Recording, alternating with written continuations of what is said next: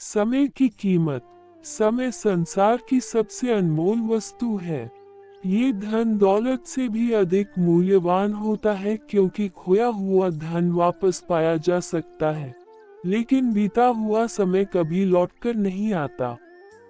समय का सही उपयोग करने वाला व्यक्ति सफलता की ऊंचाइयों को छूता है, जबकि समय की बर्बादी करने वाला जीवन भर पछताता है। समय का महत्व। 1। जीवन का आधार। समय ही हमारे जीवन का वास्तविक धन है।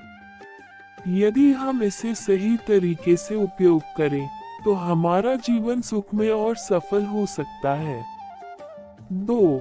सफलता की कुंजी। जो लोग समय का सदुपयोग करते हैं, वे जीवन में आगे बढ़ते हैं और बड़ी उपलब्धियां हासिल करते हैं। 3।